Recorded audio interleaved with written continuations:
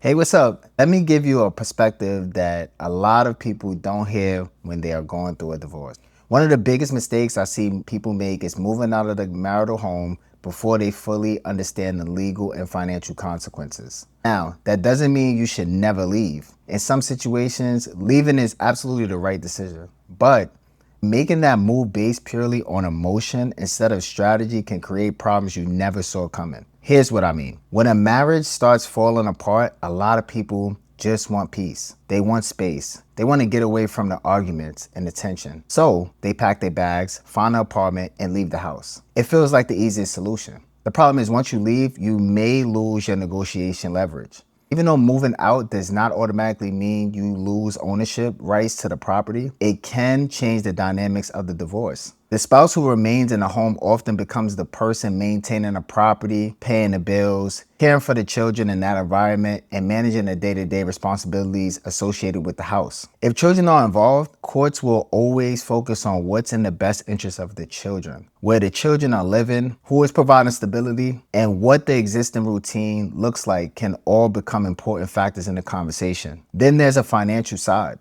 For most families, the house is the largest asset they own, yet many people have no idea what it's actually worth. Before you leave, you should know, number one, what the current market value is. Number two, how much is owed on the mortgage. Number three, how much equity exists. Number four, what repairs may be needed. Number five, what selling costs could look like. And number six, whether a buyout is even financially possible. I've seen people walk away from negotiations without understanding these numbers, only to realize later they left money on the table. Who wants to do that? And here's another major issue, the mortgage. If both names are on the mortgage, both parties may remain legally responsible for the debt regardless of who is living in the home. Think about that for a second. You can move out, get your own place, and assume your spouse is handling all the payments. Then months later, you discover payments were missed. Your credit has been damaged, and you are still financially connected to a property that you no longer live in. I've seen situations where people thought they were done with the house, but the house wasn't done with them. Then there's the emotional side.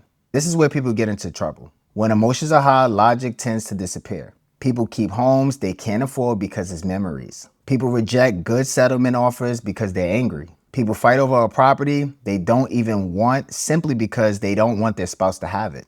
Those decisions can cost tens of thousands of dollars. The smartest approach is to remove as much emotion from the equation as possible and then look at the property like an asset. Ask yourself, can I realistically afford this property on my own? What would maintenance, taxes, insurance, and repairs cost? Would selling allow me to start all over with a stronger financial foundation? Would a buyout make sense? These are questions that matter. Before making any decision, talk with a qualified New York divorce attorney, speak with a financial professional if necessary, and get a professional real estate evaluation so you know exactly what you're dealing with. The goal isn't just to survive the divorce. The goal is to protect your future. Your home may be your biggest asset. Don't make one of your biggest financial decisions of your life based on stress, anger, or fear. Get the facts. Understand your options. Run the numbers. Then make the move that's best for your long-term financial future. And remember, this is general information, not legal or tax advice. Every divorce situation is different, so always consult qualified professionals before making your decision. And look, if you like everything that's on my channel and you like the information that I'm giving, please like, comment, and subscribe. If you have any questions for me, my information is below. I can connect you with any resources that you may need if you are thinking about possibly going through a divorce.